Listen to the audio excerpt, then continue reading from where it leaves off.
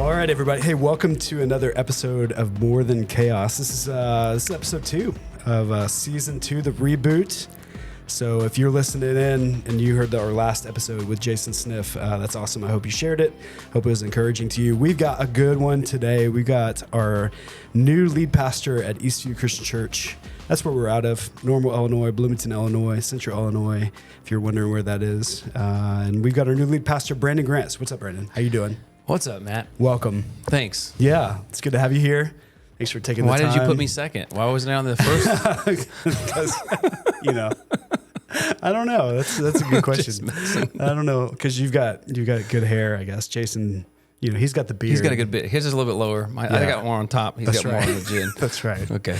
I have, for some reason, I think I got sunburned last week. And my head is just not doing well. It's super, I don't know, just feels weird right now. We had a junior high student tell me last week that my head is more matte finish than most bald people who have shiny heads. I didn't know what to say to that. It's a little weird. Do you want me to make a comment? Yeah, go ahead. Say it. No, I would agree. You agree? Yeah. I don't know what kind of stuff you use. So Brandon, you've been at Eastview for a little bit. Tell us a little bit about where you came from, a little bit of your story. Yeah. People that don't know you, tell us about your family a little bit. Well, we came from the same place, you and I. Yeah. Yeah. Golden Aces. Golden Aces. We are from Southern Illinois, Mount Carmel. Grew up down there. And then moved to Central Illinois to go to college at Illinois Wesleyan. Took a job at Eastview in 2006, I think it was, as the college pastor, and was on staff here through 2012 before then moving out to San Diego. Okay. And started church out there. Married to Jamie, as my wife, of 18 years. We have 4 kids, 3 of the 4 born out there. Our oldest was actually born here in Illinois before we moved. Was out in San Diego for 10 years, leading the church that we planted, and then got back here and started officially July 1st as the lead pastor of Eastview. Yeah. So just, 7 weeks, almost 8 weeks into this thing. So it's wild. Pretty new. Yeah. So tell us the name of your kids. I have, my oldest is Elise. She's 14. I've got Shepherd. He is 11. Hope is 9. And Connor is 7. Good. So they go 8th grade, 6th grade, 4th grade, 2nd grade. Okay. So that's part of the reason I wanted to have you on here is because you have junior high kids, and that's important. So, which, interesting enough, yeah. If I say middle school on this podcast, yeah, I know. I'm used to saying middle. I said junior high until I went to California, and they say middle school for everything, and now it's back to junior high. So. I don't get it. If you're an educator and you're watching this, please say something to us. Comment, what is it and why? Why? I don't know. Because Landon, who's my 6th grader, and I were just talking about this because he's doing cross country this year, and he's like, why are these other schools middle school? Like from Peoria and Champaign and even Springfield, they're all middle school, but yet we take on junior high. I don't know. I like middle school. I kind of do too. All right, let's make a change. Well, that's right. That's right. Let's do something about that. Be change makers. But tell us a little bit about your middle school / junior high kids, and how are they doing in the transition since moving here? Yeah, so it's Elise and Shepherd, and I would say they're doing as well as you can, making a big move across country and uprooting what was familiar and starting all over again. My oldest, Elise, is an 8th grader, so I'm thankful that we moved now, where she's got her last year in junior high before going into high school. Yeah. But she's struggling just because by this point in time, especially the school that they're at, there's a lot of friend circles that have been established for a long time now. So to try to make your way into that is difficult, and to not have the memories that all the other kids do, and some of the, even some of the inside jokes and all that stuff. She just kind of feels like I don't know what they're talking about. And Shepherd would be similar. Shepherd is one that he's more of a feeler than Elise. So I think that he is just doesn't know how to read everybody in terms of what their humor is when they say things. Are they being serious? Are they not? What's a joke? What's not? So I think just interpreting just all the kids is probably the biggest thing that's been a challenge, because back in California, they had years, and so they had their own established friend circles. They had their own, conversations and memories. And so to step into something that's not theirs, it just takes a lot of time. Yeah. So I hate how hard it is for people to break into circles, and especially at that age. Like, I don't understand. I don't know. junior high is already brutal. It is. But then when you add to it, like not having people that you have moments and memories with, yeah. like it just creates a lot of insecurity Yeah. real quick. Would you say that's probably your biggest struggle, like you and Jamie right now, of trying to help them with community and relationally fit in? Yeah, I would say one of the sweet spots of the Midwest is hospitality and people being welcoming. So they haven't lacked for invitations to like do different things. So I'm thankful for that. And that was our goal. It was like, can we get here at the start of summer? So we've got all summer to try to build some community. So when they go to school, it's not completely foreign and they know some of the kids. So that's been really, really helpful. And that's been our goal. I think the thing that we would say is the most difficult that we're dealing with is just we have a different phone philosophy. Oh, yeah. than a lot of people that they go to school with. And so they are coming back being like, we don't, why not? Yeah. What's going on? And I hear that the only reason you don't give us a phone is because you're the lead pastor and you're trying to make an example out of us. I'm like, you didn't have a phone in California either. So like, whoever you're talking to is not allowed to be your friend anymore because they're lying. Yeah, that's good. Well, okay. Well, let's go that route. Like, let's talk a little bit about that struggle too. Like, so community and digital. I mean, those are two. I mean, you look at research right now. Like, digital is attacking community, right? Which is why so many people are like, why are we allowing so much access? Why are we allowing these phones to be in schools? You know, that's a big pushback right now, or a big conversation right now. Why do you feel there's such a push and a draw for parents to be open to allowing so much access to the digital spaces when we can look at that and say that's probably not healthy and good?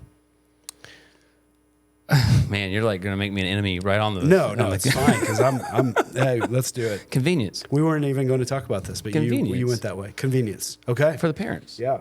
And obligation, both. So convenience is, it's way easier to hand a kid a device and then keep them occupied. Yeah. And then I can do my thing. Yeah. Which may include looking at my own device. Yeah. Right? No. So it's not like it's like lacking at times hypocrisy. So there's convenience, but then there's also necessity or obligation. Like there's some times that like even at the school, like they utilize the technology, and so it's a necessity that they have some of this stuff. So for the parents need to provide it so they can have the school app or the band app or the communication tool or whatever. So it's a both and. Like you've got some of that, convenience and necessity. So that's what makes it so hard, because you lean into it maybe for necessity, and there's times you want to lean into it for convenience because it's like, man, I could use a break right now. Yeah. So it's a battle. It is. It's a battle. We feel that battle every night at about 7 p.m. because that's when screen time is supposed to turn on. Okay. And never fails. There's always like, we never do this, you know, like there's always that pushback every night. And it's like, guys, we do this every night. Every night we talk about this, we do this. And it's so hard because our kids want more and more access. And it is a battle for us to figure out and decide, like, what is it we're going to give them? What is it we're going to continue to hold? Because knowing my kids, like, the more we hold back from them, the more they're going to want to like push to that line. Yeah. You know? Well, as you mentioned, like, and that's once again, I don't think it's like you say, oh, the digital is taking away from community. But for our kids, the greatest access and entry point for them to get community is actually through the digital. Yeah. And so that's the part I'm wanting my kids to connect. And if they want to connect, and they probably need the digital access because that's the way that the kids connect now for community. But it's a different community that I grew up with, and it's a community that I'm a little bit more skeptical of just because it feels more isolated, even though it feels communal. So I think that just tension and messiness of positive, negative, and neutral all in one space, having to monitor it, what's good, what's bad, it's kind of maddening. Yeah. And I think I would have bet most parents feel that. Yeah. So, or they're so numb to it that they don't. Right? Yeah, Like there are some that are so engaged already in the digital that they look at what's happening to their kids and they don't even notice it because they're so engaged. yeah, I mean, it could go a lot of different directions. And I probably personally have more of my, convictions lie in social media and shopping and what that can do to my kids more than the actual phone and connectivity in terms of texting or having apps to know what's going on, all that kind of stuff. It's certain types of connectivity that probably is what I have the greatest fear in. Yes. So. That's good. Okay, well, that was a good one. Hey, That's it? No. I was just like, I wasn't You're expecting. kicked off. No, I wasn't expecting to talk about that. So that's Okay. good. But what else do you feel like you and Jamie like are some of the struggles with this age that have kind of hit that you've seen in the Midwest, even that you're just like, man, we didn't realize that would be a thing right now. This is maybe not even just a Midwest. It could just be urban versus what's more rural. There's lots of levels of like concentric circles of people like in the community that are a part of, whether it be sports, then school, then church, then extracurriculars. And so because of that, there's a lot of people that know about everybody. We're in an urban setting. You might play baseball on this side of town and it has nothing to do with where you go to school. Likely they don't go to church. And then so it's all spread out. So with that, if you have relationships that you love, that's great because it reinforces in a lot of areas. If there are kids that you don't connect with and there's reinforcement all the time, it makes all those other areas be a little bit more leery to step into because those kids are there. And because everybody knows everybody, people like to talk about everybody. Yeah. So, which I'm sure that phenomenon takes place in an urban area more, but you don't feel it as much just because you don't, like San Diego's 3.5 million people. Bloomington Normal's 150,000, and our kids go to school in Downs, which is like 2,000. Yeah. So it just becomes way more kind of narrow and same groups of people and all things. Yeah. Well, even at a larger school, like my son's at Chittix Junior High, a larger school than we grew up in. I mean, for sure. And then my daughter now is a freshman at the largest school in town. So it's like you even have those pockets within that too. But then you have both of them. Like I look at them and I'm like, oh, you should know everybody. Why don't you know everybody? Like, why don't you get to know people? And they're both like, it's impossible for us to know everybody. Yeah. Like as kids. Yeah. So I feel like parents are probably more intentional about like, well, I need to know these parents so I can know their kids, so I know what they're doing, than maybe the kids are sometimes. Yeah. Which is just an interesting thing. And I don't know if that's just because we're less trusting of other people than they are. I don't know. I haven't figured that one out yet. I need to look into that a little bit. But I feel like for me, like I want to know every single parent that my kid interacts with. I don't know how you feel about that. I mean, it depends on the level of interaction. Well, I don't know about every single kid for me, but if my kid's going to become like friends with them, then I definitely like to know. Yeah. Probably when it comes to the point of like starting to be invited to their house or, hey, so-and-so's parents are going to give me a ride. Like I like that at that point. I'm like, I'd love to know who they are. Yeah. We were walking the other day, my wife and I, and we kind of walked by some people that Landon's friend, like their parents or his parents. And I wanted to talk. Like, I just wanted to like introduce myself. Yeah. Matt McClain wanted to talk. Wanted to introduce myself to them. And my wife Ann goes right before we walked up. She's like, don't. Because she knew, right? And I was probably going to make a fool of myself somehow. Man, I just invited a family over to our house the other day. Just met them. And I was like, come on over. Seem great. Why don't you come over for dinner sometime? That makes you awesome. So I texted Ann and I was like, hey, I just invited these people. They just moved in from town. They just started going to our church. And she's like, oh, okay, well, whatever. So just put it on the calendar. But anyway, all right, moving on from that. Like we want this podcast to be something that is an encouragement to other people. What are you seeing that's good right now in your kids, your junior high kids, especially like with Lisa and Shepherd? Like what are the things they're growing into that you're just like, man, that is something that is just special and awesome about who you are right now as an 11 and a 14-year-old?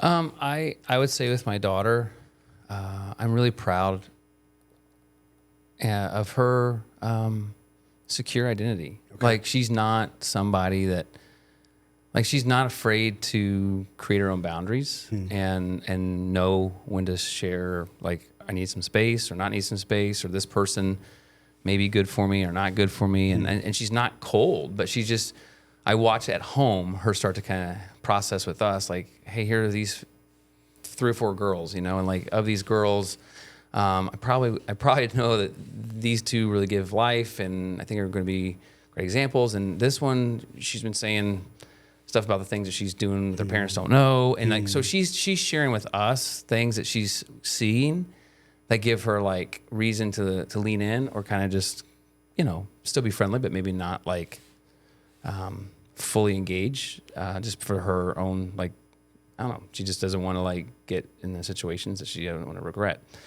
So I'm proud of watching her discern that. She's an 8th grader. That could change. Maybe she's completely lying on all of them and just pulling one over on us.